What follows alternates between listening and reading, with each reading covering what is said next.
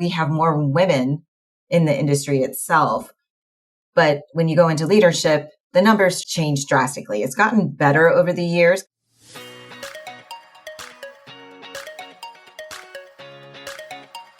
Welcome to the Insurance Refocused podcast, where we're highlighting real agent stories and how they are innovating to respond to the changes and challenges happening in the independent insurance industry.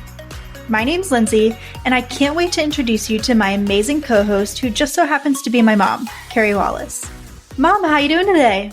I'm doing well, Lindsay. How's your day today? My day's good. I started it off with a little walk, and it is thankfully not too hot today. It's been just absolutely boiling outside. So any day that starts like that is a good day around here. I used my walking pad today and I got all my steps in before 10 a.m., which was a feat for me because I knew I was back-to-back meetings. So I told Adam, sorry, I'm going to be like bobbing and weaving while we talk and you're going to have to deal with it. And he was a trooper. So it was nice to get your steps in. I've committed that I'm doing it and I'm going to do it regardless. So right. Nice to have a walk pad, right? Well, I will tell you, I'm super excited to, I love to podcast, period. Like I say that probably all the time, but there are some guests that you're like, hey, I'm really looking forward to getting this message out, talking to people that I really respect in the industry. And today is one of those days. We get to talk to none other than Dawnyel Smink today. Welcome to the podcast. I think it's your second time, right?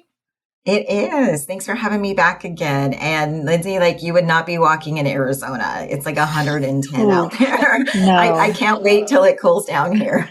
I know. It's like the living anywhere, southern. It's just the flip of living in the north, right? In the winter, they stay inside and they don't really go outside. In the summer, we have to stay inside because it's just so freaking hot. You can't do anything. Yeah. Well, I just walk inside the walking pad. I make it that I can work and walk at the same time. Otherwise, I'm not going to be able to do it. So, it is what it is, right? I can't believe it's 100 and what? What did you say? 10. 110. Yikes. Yep. Well, that's too hot. Anyway. Well, thank you for joining us today. You've got some super exciting things going on. And one of the things I love most is the movement you've made to really connect women and help women support each other. So I'd love to talk about what is the program that you have? How did it even start? And how would you describe it? Probably much better than I just did. Yeah. So in 2016, I went to a networking event where there were women in insurance from, P&C, health, financial services. And I enjoyed being around other women, but one of the things I felt was missing was including men. Yeah. Our journeys are not made up of just women in a room. And so I really wanted to start expanding that to our industry. And this was through NALBO, National Association of Women Business Owners. They had done a networking event for women in insurance. And I didn't really see it in 2016 in our industry. And I knew I had no budget. I knew this was a nonprofit and a passion project. And so I went to our carriers and started talking with them about, programs they may be thinking about, working with them. And we started what's called Wise Talks. So the first company that actually worked with us was Nationwide. And we did an event here in Arizona. And I got to pick out all the speakers. And I was one of the speakers. I was part of that event too. And it was very impactful and it was inclusive of men. So they had nationwide leadership that had come that were male. And so they participated in it and saw our perspectives of, some of the challenges we may have, some of the things that are just different, in regards to women in our industry or how to get more women in leadership. So in our industry, that we have more women in the industry itself. Mm-hmm. But when you go into leadership, the numbers change drastically. It's gotten better over the years because we're almost looking at 10 years of us doing Wise. But we have some work to do. And it's not just on the men, but we have work to do as women. So we can cultivate confidence. We can, lift each other up. And so we started doing the WISE talks with Liberty Mutual, Safeco, with Nationwide. We've done it with several other carriers, Travelers with the She Talks as well. And we started working with the Big I. And we would go and help get their women program started in different states. And we also started doing retreats for women. We felt it was really great that there's a lot of, men that do a mastermind or get away together, and women, we weren't doing that for each other. So we started doing retreats. We would get 10 women together. We'd go to my cabin. We worked with Lean In, which is a program that was started by Sheryl Sandberg, who used to be one of the leaders for Facebook. And the materials are excellent. It really has the data. I enjoy data. Like data, if you can have some data, which I know, Carey, you like numbers. I was going to say, you're speaking my language, man. Like that is 100% my language. Yes. Exactly. Yeah. But the data really, looking at it and saying like, how do we change those numbers to, create impact? And having these retreats, we did one-on-ones with everybody and getting them to work on themselves, but really looking at the bigger picture of how can we as leaders in the industry, take the retreat and then go out there and work on those numbers, the data out there, getting more women to step up into leadership, to get women, to feel more confident about, asking for something that they want. Yeah. Because sometimes like we have to be 100% like sure of something, right? Before we go for it. And I think sometimes men is like, well, I'm like 20% sure. I'm going to go for it. 100%. So, I love it. Yeah. We can learn from men in that aspect that we don't have to be perfect. We don't have to be 100% before we take the leap. So, we cultivated a community through these retreats and then sent those leaders out in the world to make some of the impact they were hoping to do. And then a couple of years ago, we got with Nick Ayers and Brandon Smith at their agency success conference and asked them, hey, could we do a one-day workshop and talk about the things we're not talking about? And they were like, yes. And they were so supportive on, having us be a pre-conference event for them. And we talked about, Sid Rowe talked about imposter syndrome. We're not talking about that. It's a real thing. I had some of my staff come and they're like, I didn't even know that that's what that's called, but I know I feel that. So it helps me in my own business with my own team members say like, they've been seen and they've been heard, and then I can recognize it and help them. So it's been, so helpful to have conversations where we talk about like mentoring, where there's challenges to men mentoring women. There's some fear that's put in there. So how do you create a mentorship, between the sexes, whether it's the woman is the mentor and the man is the mentee or vice versa, recognize the challenges so that you can clear the table. And then you can really, really connect and do what you need to do in that mentoring relationship. So we have our WISE workshop coming up again, October 13th. This time we partnered with ITC and we are doing the magic of Lyft because we are in Vegas. So I love it. That's awesome. Decided to make it a lot of fun. We've got Lauren, who is our keynote speaker, and she talks about creativity. And that's the number one skill you're needing to have in the future with AI. And she's going to talk about the science of it and how we start suppressing that after the age 2. So she'll be speaking. We also have a magician at the very end that's going to do a networking event with everybody. So we're literally putting magic into this workshop this time. That's awesome. That's really fun. You said a couple of things that I want to go back to. So I was recently working with a couple of people that I partner with on a couple, projects that we work on inside the industry. And of course, I'm the only female at the table. That has gotten to be my norm. It was my norm when I was in a tech startup. It's been my norm here. It's fine. But it isn't fine, actually, because sometimes you default to different roles that may not be what you should. You know what I'm saying? But the conversation about the stats of the number of women that are in insurance, but also the who dominates in the insurance industry. And we had a pretty healthy debate about this topic because I said this is a male dominated industry, while there's more females, they're not in roles where they can be decision makers. They are, but again, the industry is built on so many women in service, account manager. Like there's so many roles that are, no question about it, there's more females.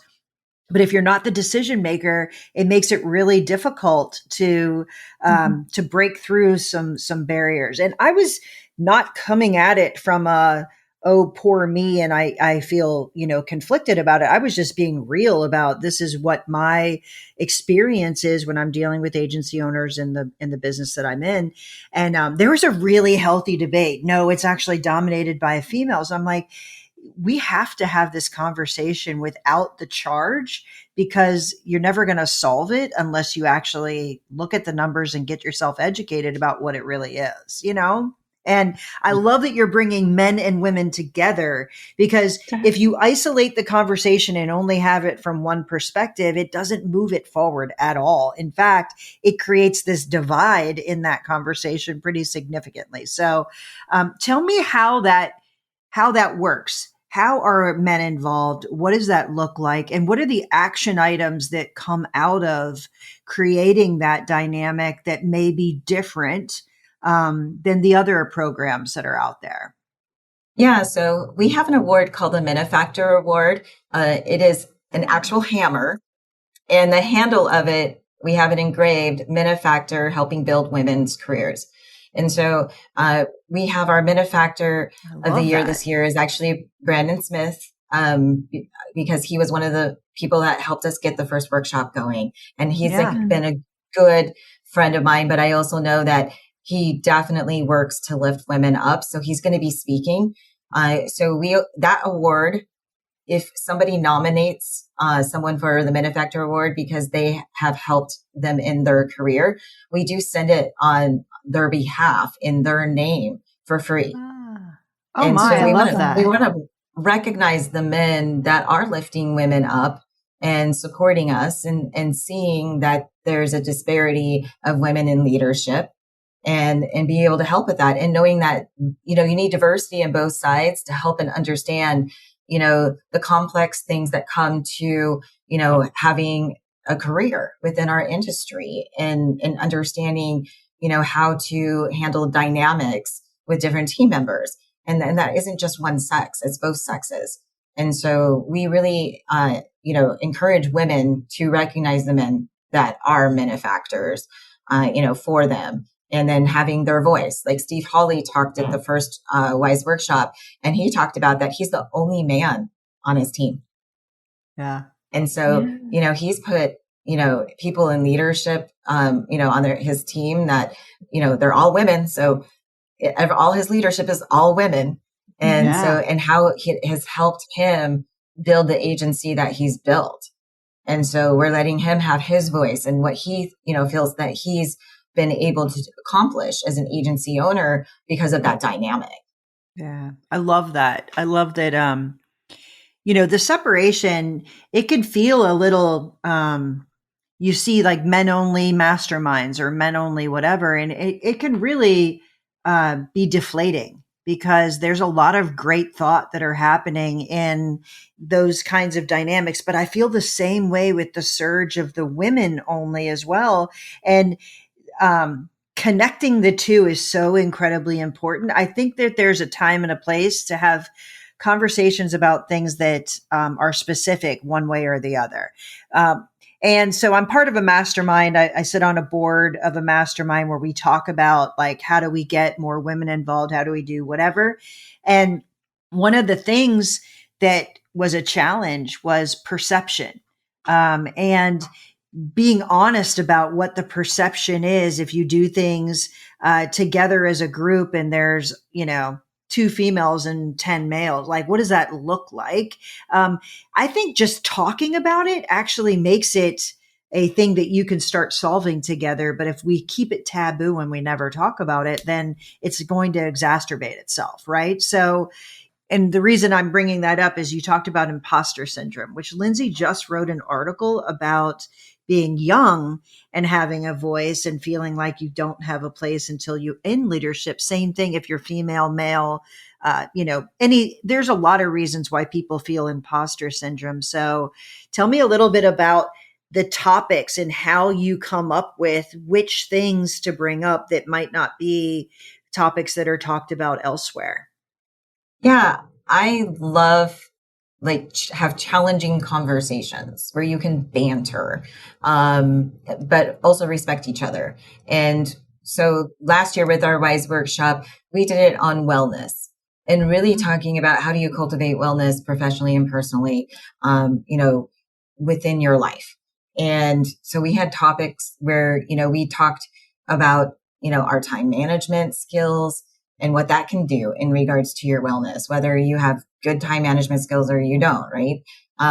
We talked about how you dress for yourself in certain environments and how to feel like a total badass, and showing up and showing up your personality. And that's okay to have your personality, and that you'll feel better and have more wellness by just showing up as you in the spaces and places that you need to.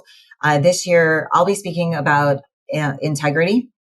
I feel like a lot of people misunderstand integrity because we will tell people that they have no integrity. But the truth is that their integrity may not completely 100% align with ours. There may be 99% of the things that we consider a part of our integrity may align. And then there's that one thing that we're going to pick on and say that they have no integrity. So, and then we have people that we have oppositional integrity where absolutely nothing aligns, right? So how do you deal with that professionally and personally? And then another component of integrity, especially I feel like, as I'm watching my kids grow up, I have from 13 to 27, that they have adopted integrity, that they'll adopt it from their family. And then in their 20s, it's a whole self-discovery. I know I went through it, right? To find out what's important to me? What do I consider integrity? How do I want to live my life?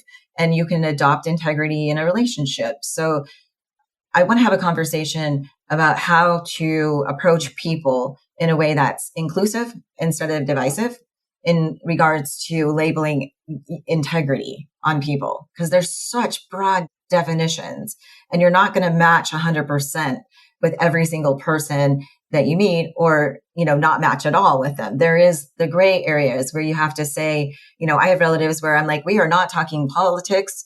We are not talking religion, because the things that I find are important to me are different than yours, but everything else aligns. And we have a wonderful time together as long as we don't touch those two things. So we'll be talking about that. We'll also be talking, about burnout. There is a lot of burnout. Like our industry, we've gone through COVID, we've gone through a hard market, we trying to find employment. Now we're going through AI. Now we've all got to be AI experts to be most efficient and compete. The great resignation as a result of all of that, and a lot of movement in people, which, causes so much. I said this yesterday, and I got to tell you, when a key person decides to exit, and they view it as one of, a very small part of their world, potentially. As the owner, it can have a ripple effect in your agency, especially a small agency, that it's tough to manage. It's tough to recover. It's a risk factor. So when you add COVID, working remote, movement of all of your staff, and now technologies, surge, AI, and forget the hard market, forget the volume of work that's changed because of the hard market. It's a crazy time. I mean, burnout is for real.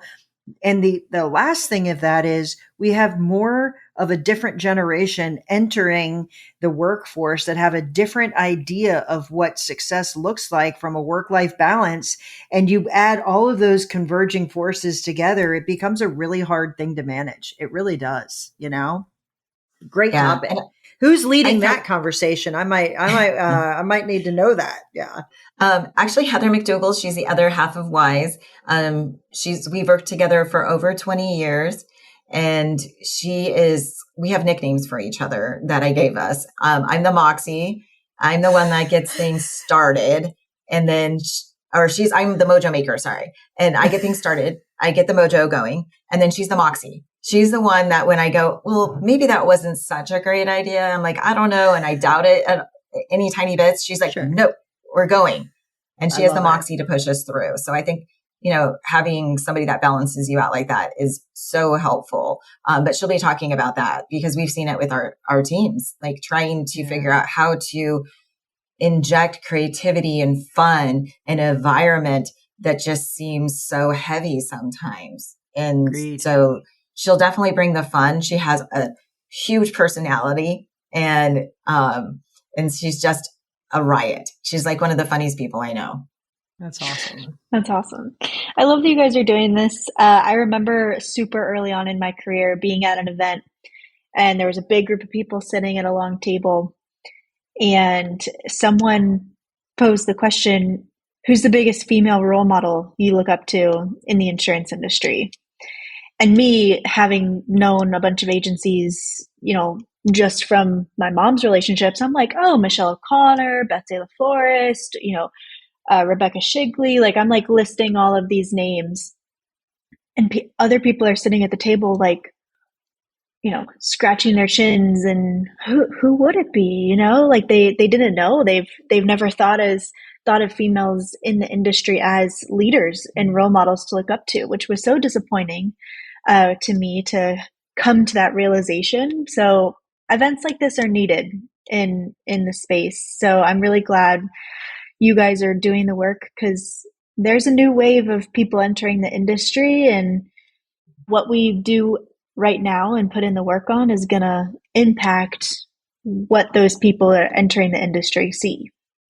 Yeah. What you believe you can do and what you believe you can't do are both true. And it's really hard to believe you can do something if you can't visualize it. So, you know what I mean? So I love that you're putting people in a position to ask for what they want, rise up and say, raise my hand and say, I'd like to be the next owner. I'm interested. Maybe I'm your operations person, but I'm interested in taking this agency over. And, that 100% thing you said, Dawnyel, is kind of funny.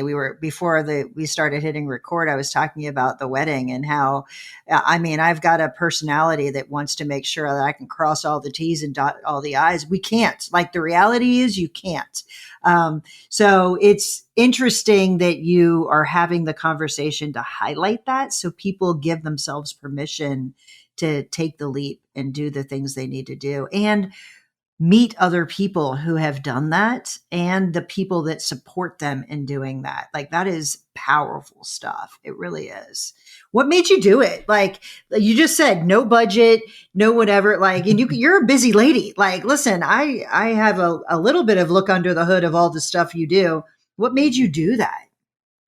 I would say it was absolutely one of the scariest things I've ever done in my career because I felt like I worked really hard at being the first woman on a board, the first woman, to, be invited to some of the guys' stuff. I like golf, so I get invited to probably more than my fair share of things because I carry a handicap and I'm fairly decent and can play. And so I'm usually the only woman for a really long time. And I really felt like it was my job to show other women that they just have to step up and say that they want to be a part of it. I didn't get to be a part of councils because I sat back and waited for somebody to ask me. I asked to be a part of it. I showed up and then I listened and then I learned and then I became better at it. And when leadership opportunities came up, I was the one that volunteered to, be the president of the board and, and do that. And I think it's hard to raise your hand sometimes for women. We just don't do that. And so I want to push other women to do that. I'm happy when I'm in a room with other people that, I can see like, I'm not the only woman anymore. Like you were saying in our industry, like that's becoming more commonplace. Like you went and spent time recently with our mastermind and we have a great group of guys and girls. But when I came into that mastermind, I said, hey, so do you let women in? And I just made it flippant and fun. And, and they were like, why would you want to be a partner? I'm like, yeah, that's why I'm asking that. And like, I would love to. And they're like, oh, I'd be honored. It's not that they didn't think about me. It's that the rest of them, they asked. So let me just talk about that for a second, because your mastermind is unique. It's a small group of people. You rent a house and all stay in the house together. And that would be a perfect reason why let's keep it all male, because we don't want anyone to get any impression that blah, blah, blah, whatever. But that's the reality. Like, that truly is the reality of how some things happen. And I love that you're just head on. Like, we're all professionals here. We're all going to do it. And here's the thing. You elevate the conversation in the room. You have a different perspective. You've got all kinds of things. But if we don't ask, then people don't move or think about it. And it's not because they don't value, it's because it didn't occur to them. Like, I know that sounds terrible, but I'm not there has to be a female in everything. No, there has to be the right people in the room that can elevate the conversation. And if you happen to be female or happen to be male, then God love you. You know, my team for a while was almost all female, and I'm sure it's uncomfortable coming on as a male into our organization. The same way it would be that would be a hesitation, if you will, if it was the opposite direction. But I love that you raised your hand and said, is this intentional that it's all male, or would you accept a female in your team? And I bet they loved, I don't bet, I know they love having you there. Like, it is, it's a dynamic that you can't recreate, but it's got to be the right people and not just, check a box to get, I want to make sure we have 2 females, 2 males, 2 that, like, that's not the point here. The point is the right minds in the right room. Right. Yeah. Yeah. My goal was always like, if I was going to, say that I want to be a part of something, then I already knew I prepared myself to make sure I was going to be undeniably awesome in that environment. And so I knew that I could step into it and feel confident in it, because I've already, I have, you, Carey, I have a perfectionist thing, and I want things right and perfect. And I have a backup plan for a backup plan for a backup plan. I drive my husband crazy because I have financial bunkers and buffers, and that's just how I can function. I'm naturally not a risk taker. I am not, but as a business owner, you have to be. But there is one thing that I will always bet on, and I will always take a risk on, and that is myself.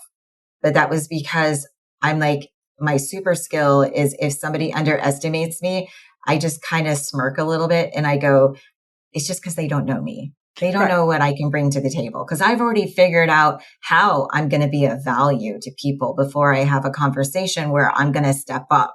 So I can come in there and just dominate and dominate in a good way, not like dominate and make it a bad situation, but I'm going to be that trusted resource within a mastermind. I'm going to come in there and bring the value that is necessary to a carrier if I, decide that I would like to step up to be a part of their, council. Yeah. So I think that's important for women to know, is that bet on yourself always, right?